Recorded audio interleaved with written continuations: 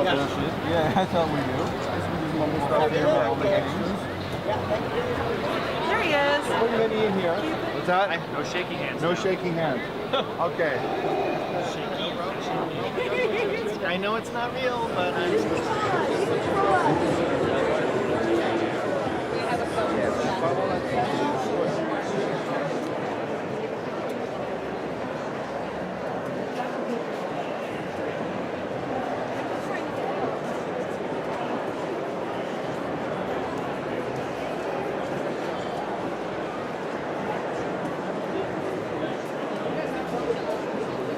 1900 for the C-3PO? Yeah. How about for the Sandman? How about for the Sand People? 750. 750? Star Wars Holiday Special.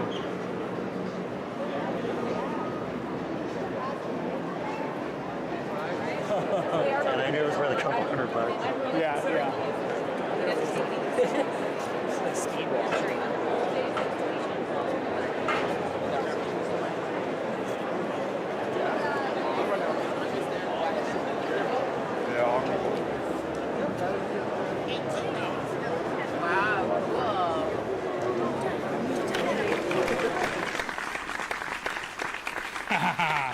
We're back. We're back. We're back. we are. We're back with part 2 of the Toronto Comic Con special, and yeah, so we're gonna try and trying to get this one up fast within 1 week because we got the Toronto Comic Book Show coming up. Is that next week? A week Sunday. Yeah, on the 30th of April. So before I can even get these episodes up, we got new conventions coming up. So wow, getting a bit behind here. So let's get going. Let's get going here. So this is one of my pickups. Again, one from the cheapie bin.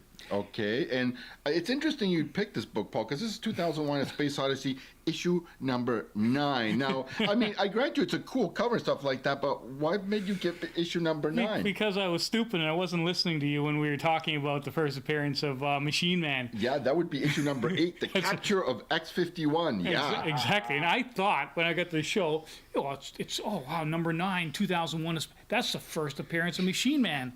So it just goes to show what happens when you're not really paying attention and you're stupid, which I was. But we'll leave this as a oopsie. You could have consulted the Sultan of Sweet, the comic connoisseur, your buddy, high-end Jose, but no, I was only a text away, buddy. The bank of information is what I call them. It's good. Like I said, I mean, I'm looking at a $5 book in near mint condition, thinking, wow, first appearance of a Machine Man in a near mint. I'll take it. Well, obviously I was wrong. And a $5 book that's worth $5. Well, yeah. Well, if you look at the comic book realm, I think a near mint book of number 9 goes for I think $18. Wow, so you did okay. I did okay. Yeah, Nothing, I suppose so. Nothing to shout home about, but does it make him a second appearance? That would make it a second. And as we've always said, you know, when you're investing in second appearances, there's nothing wrong with that. Yeah, but the second appearance of a very minor character. Yeah, who's got a cult following, but still cool cover, second appearance. Yeah. Enough said. August 1977. Nice Jack Kirby cover, but goes to show, do your research when you go out so you're not a Paul. Okay, next up, and there's a reason why we call him High-End Jose, because he tends to show us the high-end stuff, and we got a really nice copy of Amazing Adventures number 18. Wow. I'm sorry, but I'm having visions of a relapse of a Comic Book Men TV show. You would be right there. Yes, this is Amazing Adventures, Volume 2, Issue 18, from February of 1973, featuring the first appearance and origin of Killraven. Yeah. Cool. This book featured the dazzling debut of Marvel Comics' sequel to H.G. Wells' classic War of the Worlds, by Roy Thomas, Neil Adams, Jerry Conway, and Howard Chaykin. Man, that Romita cover, man, it could just not be ignored. It looked like a red-haired Conan tricked out in leather. He does. Mid-thigh Buccaneer-style boots and hairband, standing in the midst of a burning city with a couple of big honking Martian tripods. burning both people and property with perilous propensity. Wow. And dude, the red-haired Conan type just wasn't carrying a sword, but that looks like a ray gun. Yeah. And ninja stars. Ninja. Now, me at any age, I've always been a fan and a sucker for anything that mixes fantasy and sci-fi. Yeah, so Roy Thomas conceived the initial idea of an alternate future Earth sequel to H.G. Wells' classic sci-fi novel, which began with this issue right here. Now, after their failed attempt to conquer the Earth, the Martians returned 100 years later in 2001, and this time they succeeded. Now, Jonathan Raven was raised to fight in the gladiatorial arena, where he was given the name Kill Raven. Nice. 10 out of 10 full marks for the name. Love that name, Kill Raven. Yeah. I don't know about the costume though. I mean, the guys went to town, as Mike was suggesting there on the episode of Comic Book Run recently.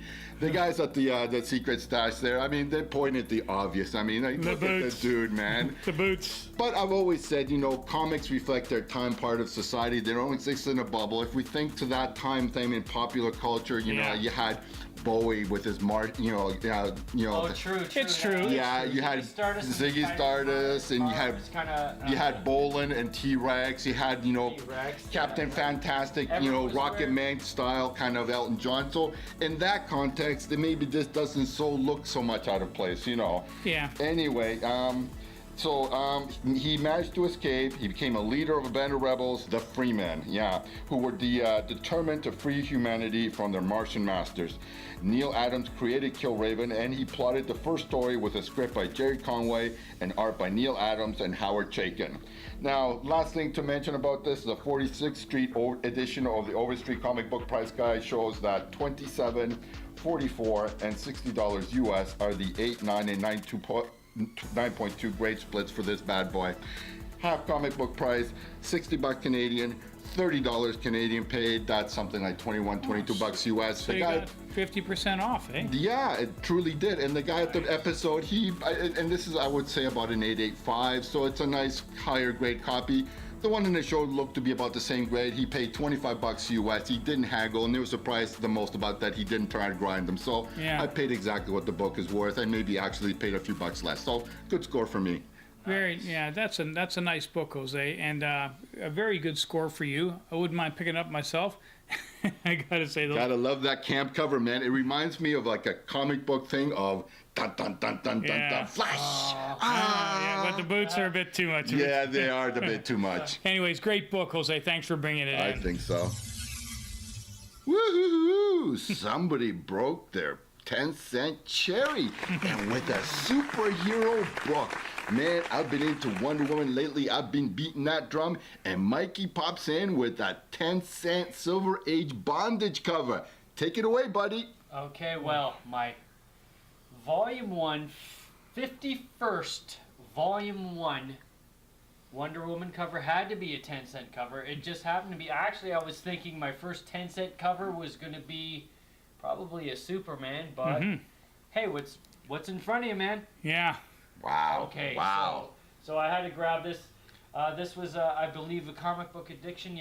Comic Book Addiction. This was a little bit of a bundling that we already showed with Part 1. Part 1, yes, you showed the Amazing Spider-Man, and you showed the Strange Tales. Yeah, so this was the third book that I bundled together and got that discount. So all in all, just quickly, I paid, the way I worked it out was about $63.75 US for it. The Realm's got it worth about $80.75. So yeah, I mean, I don't know what to say. This is my first 10-cent cover. You guys have beautiful 10-cent covers as well. I hope to get more as well. But I mean, it's a great start for me, I think. For sure. Man, you could have not chosen a better cover. Yeah. Man, I could buy that all day long. Again, I'm a little miffed that you got that, man. I really envy you that 10-cent bondage cover. Even in the 70s, the bondage covers are kind of creeping up there. And it's a nice looking copy. Did you mention that the grade? You think you agree it's a VG plus? I do agree 4 or that 5. it's a VG. VG plus. Yeah, 4 or 5. Okay, I won't disagree with it. At first blush, it looks right on. By the way, just real quickly, it's October 1960. So, like you said, very early age. Very early, yeah. And First it's, Silver Age is in issue 98, so this is like 4th year Silver Age. 1960, anything before 65, if you can get them in around about a 6 or higher, that's investment grade kind of becoming now. Kind of. Yeah. They're tough. Yeah. Tough to And find. again, artists, if in case you didn't know, it's Ross Andrew and Mike Esposito. Andrew drew the book for quite a while, yeah. Yeah. I liked that issue in Comic Book Men when Esposito's wife was selling off a lot of his original artwork. Yeah, I remember that episode. That was kind of cool. Yeah. Kind of sad in a way, but Kind of you know sad, what? yeah. She had to get rid of it, but money was tight, and what can you do? Wow, you started out with a bang in this episode. We can't wait to see what your second book is if this is your first book, man. Way to go, Mike. Fantastic book, Mike. Thanks for bringing it in. Okay, and now for Polly's second book, I detect a little bit of a thread here. Another sci-fi connection. Machine Man #1. Now we got a Gold Key Star Trek, and again, like my book, it's mixing sci-fi and kind of fantasy, kind of like a Connecticut Yankee in King Arthur's court. We got the Star Trek crew fighting some medieval-looking dudes. Way to go, Paul. Yeah, well, I'm always on the lookout for those Gold Key Star Treks. Is this your number 2? No, I've got like 5 or 6. Oh, you got 5 or 6 already. Wow. But I made a point of myself that when I do find them, I want them to be in very good condition. Tip top. By good condition, I mean At I least want them the to be VF? by an 8, Yeah, eight a or VF better. an 8, yeah. And I saw this one, and it was fantastic, and it wasn't cheap. I think I paid $30 for it. But For Gold Key, it's getting up there, yeah. it is getting up there. But the corners were sharp. The spine is in reasonably good condition, and looked absolutely well. Look, I'm not going to say pristine because it didn't look pristine. It presents very well. It's got Yeah. some good eye appeal there. So I paid the money, and actually, lo and behold, when I got home, you can't see it on this video, but in the lower right corner, there is a substantial crease, which you can't really see until you turn it the right way in the light. But it's not just a minute crease. It is a big crease. So Like big crease with color break? Oh, no. no, just big, but it's a big crease. You can see it. It sticks out when you look in the right light. So what I thought was an 8 is probably more like a 5. So No, you can't bring it down that much. Nah, unless that's there's too harsh. color yeah, I break. think so. Well, it's no color break, but it's a big crease. But You it's a big detriment Yeah. to even Maybe a consider half getting it ever slabbed, should you consider that. Yeah. But, I mean, it is a big hit to the grade that you think you bought it at. sure, So for sure. What are you going to do? But I love the Star Treks. It's not going to deter me from collecting them. And anytime I find these in good condition, I continue. And I'm always going to show them because I think the artwork on the covers is second to none. It's just astronomical for the period. It's higher grade stuff. I mean, it's a painted cover. I mean, there's more work technically that goes into doing something like this. So, and certain people appreciate it just for that. And there is a little certain strain of collector that will look for these kind of painted covers. Yeah. So it's very good collecting strain. So, yeah, I'm proud of it, but it's also a mistake at the same time. Either booth over there? Yeah. So that's like where their exclusive like comic shop that you.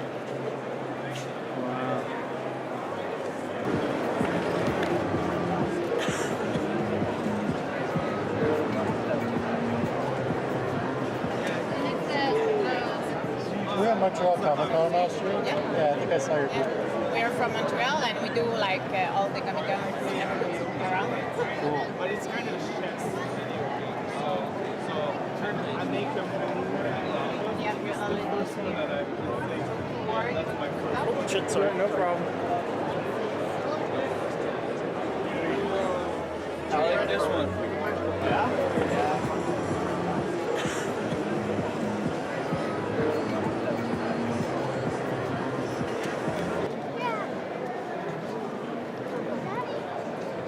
So knowing your flex double, you've got 2 arms. Are they semi-automatic? Oh, they're all fully automatic.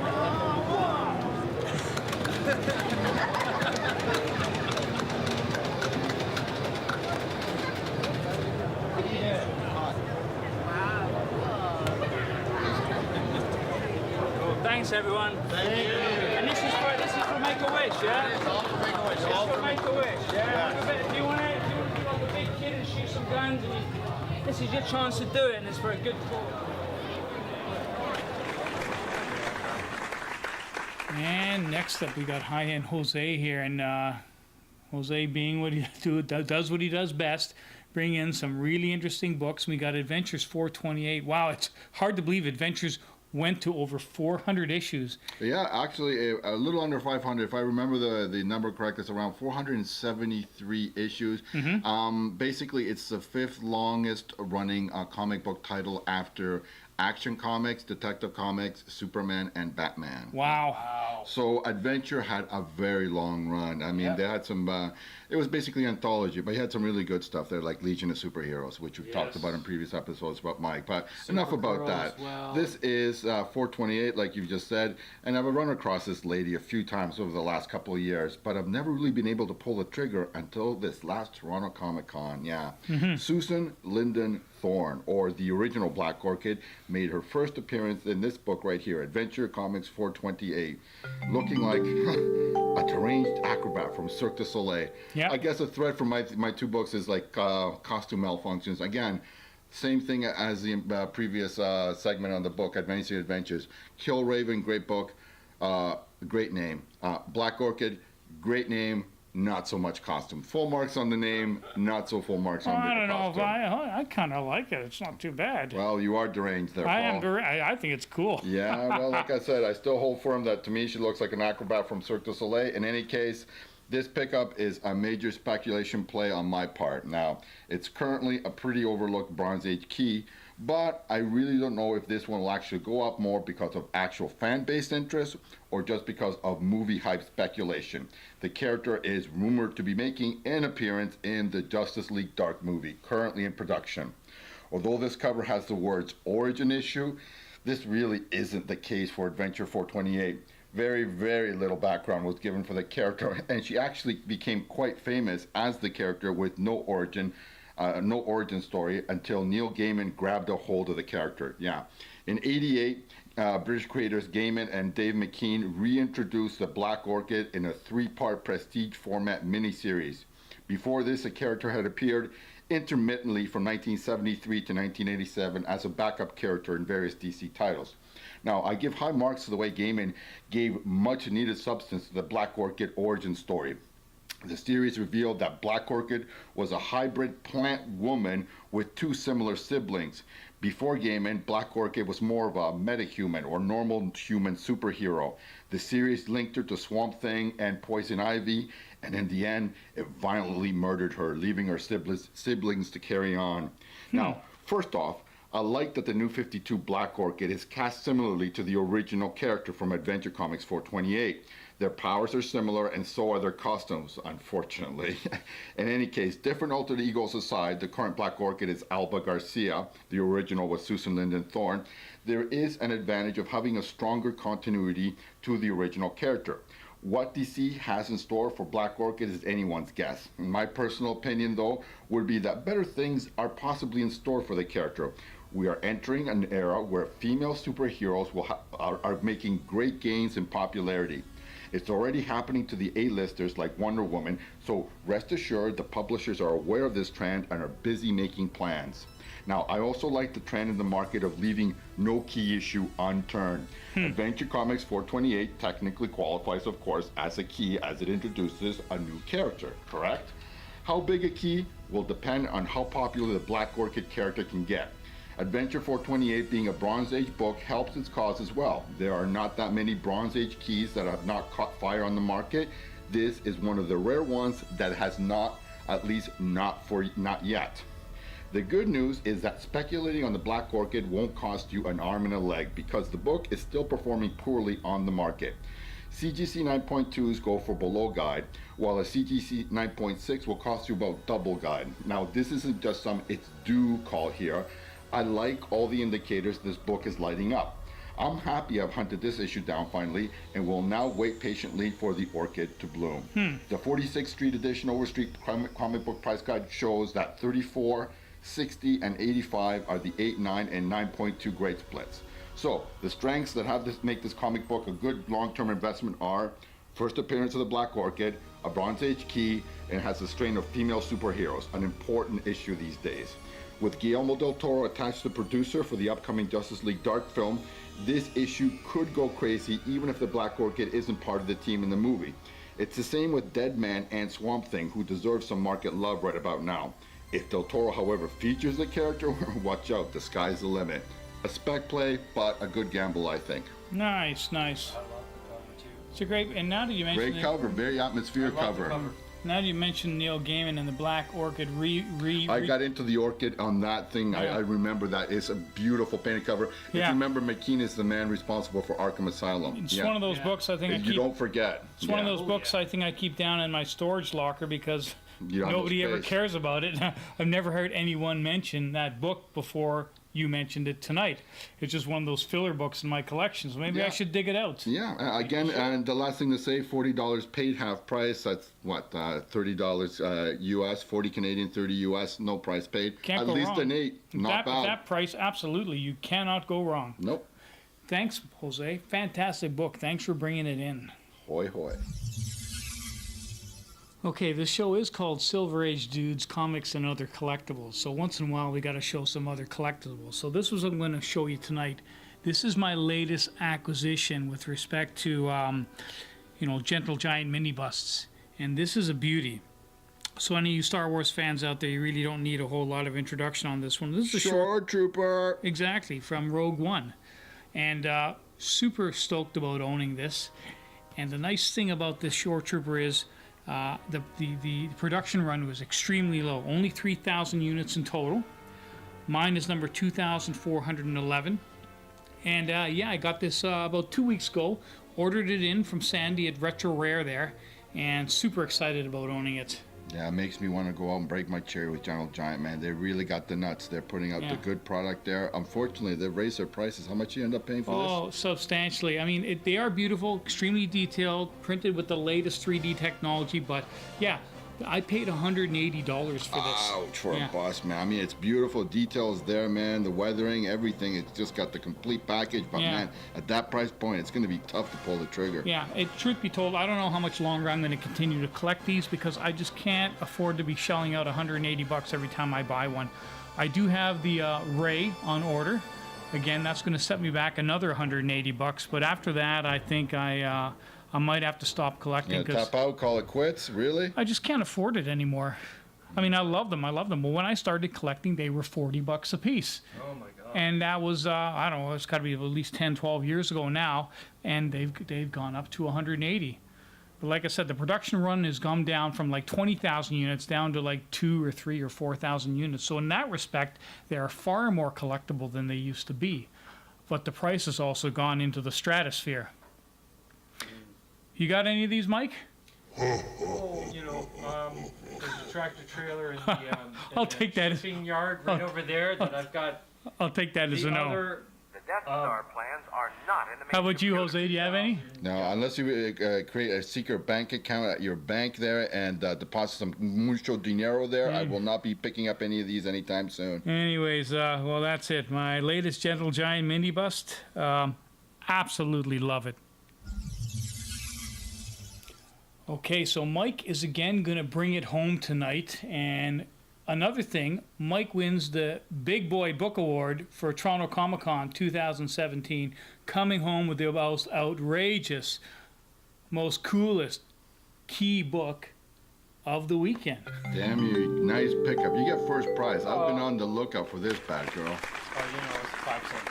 Yeah, oh, yeah. 5 cent bin, eh? No, in all actuality, if you watch the episode of the Toronto Comic Con video where we get lost, we miss the exit. Yeah? You're asking me, is there anything you're looking for as particular?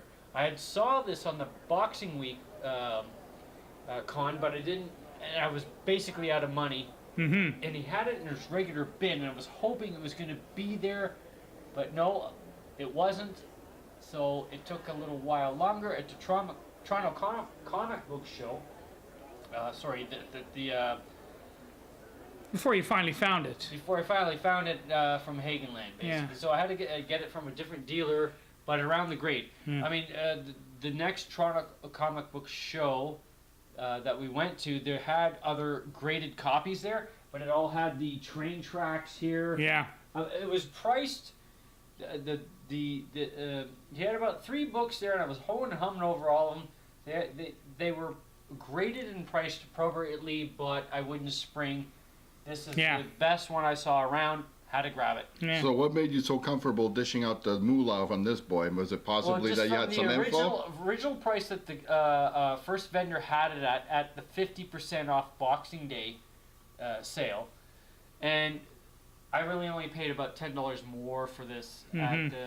at the big show. So it was like, that's cool. Okay, so let's get down to business, Jose. Let's hear the meat on this book, because this really needs no introduction, but you can introduce it anyway. Oh, sure enough, because I've been doing some research, crunching some numbers, because of course I've been on the lookout. And whenever you're spending any kind of significant amount of money, I think you should do some homework. So once having said that, Marvel has announced at last the cast for their new ever-expanding list of TV shows, The Inhumans. Now, the show was originally planned as a movie, but for reasons unknown, those plans fell apart. The Inhumans have already been introduced in Agents of S.H.I.E.L.D., and now they're getting their own 8-episode series. Now, this key issue is currently being sought out because, of course, it's the first appearance of that lovely lady, Medusa.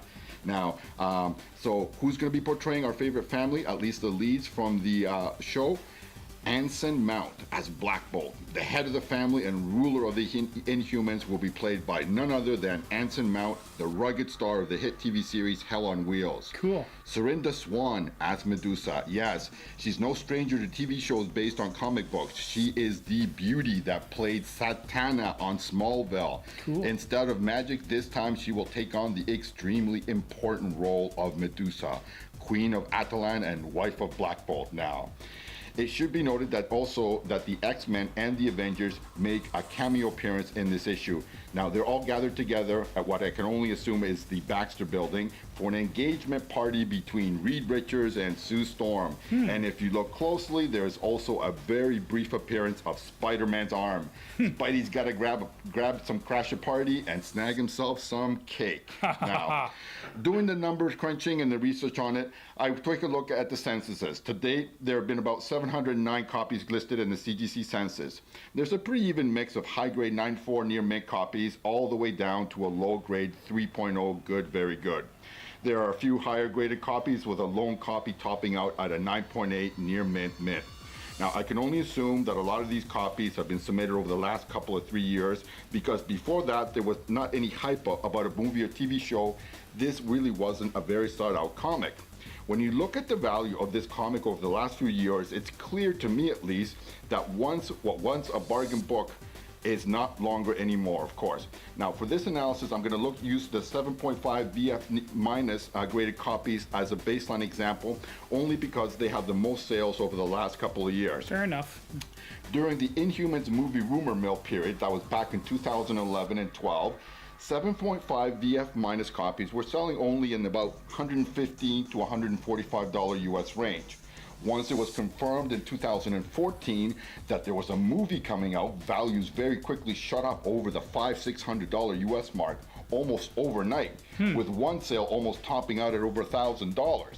Now, values hovered around the $500 US range for quite a few months after the beginning of 2015. That was, of course, until it was confirmed that there would not be an Inhumans movie after all. After that, values started to plummet down below the $300 mark. But with the news that there will be an Inhuman series, prices may rebound. Only time will tell. Now that prices have come down, it may be a good time to snag a copy. Whether values will jump back to where they were in previous levels in the near future remains to be seen. I definitely have some doubts, but I've been wrong before. It's a great book to pick up. It's a 4.0 all day long. 4.0s, yes, and they're currently going for about, for 4.0 copies, $125 US. And that's funny because I paid 120 Canadian for it. The Realm does have it at a 4.0 at 187. Sorry. Yeah. And just another filler. It's March 1965, so this is one of the very oldest. Getting up there, eh? Fantastic Fours that I have. Kirby, obviously. Chris Stone, Stan Goldberg, Sam Rosen, all worked on this cover. I love it. The thing that appealed to me, it was actually in the bin, not on the wall. Yeah. But it had a high price on it, and I had to do some research first, so I kind of like lost it. It slipped through my hands, but I ended up getting it the next show. You got some prices on the higher grades there, Jose? Yeah, the tops out, the highest graded copy is sold in the last 2 years with a 9.6 copy that sold for just $1 under $7,500. Wow. Yeah. Now that's a CGC. CGC 9.6. These are all for CGC sales because they're easy to track. Now, in the higher grades, 9.4s, they're selling for a little over $3,200 on average. 9.2 is about $1,500. 9.0 is a little over $1,100. Baseline 7.5s, they've had the most sales, 41 over the last couple of years, averaging $1 under $400 US. Like I said, the grades vary. If Paul wants to put a graphic up, we can show a graphic showing the last CGC 2-year sales for grades between 9.6 and 3.5, where they're increased in price and the average value for people that are interested. Yeah, I'm not that good at graphics, but I'll see what I can find on the internet. So basically, 4s are increasing or decreasing? 4s pouring out recently in the last couple of years are down a bit, 23.5%. But they could come up. Like people are normally looking for the best copy they can get, but Might heat up again. the economy is going to determine to a large extent how much of what size of the wall they're Yeah. going to take out as far as climbing the ladder up or down on that grade scale. Well, I ain't doing a damn thing until I read the whole damn collection. That's all I can say. Good snagoog. That is a fantastic way to finish the night with the first appearance of Medusa. And the Frightful Four. And yeah, oh, Mike, that is a fantastic pickup. Congratulations, you kicked my ass, that's for sure. Damn you picked up a book that should rightly be in my collection.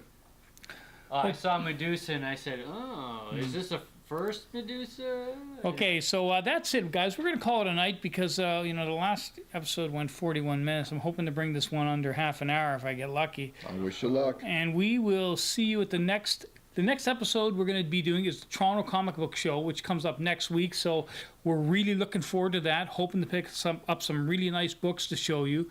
And once again, if you like what you saw, leave some comments because we love reading them and we will always respond. And we will see you next time. Hoy hoy, happy hunting. Special guest Mike, yes.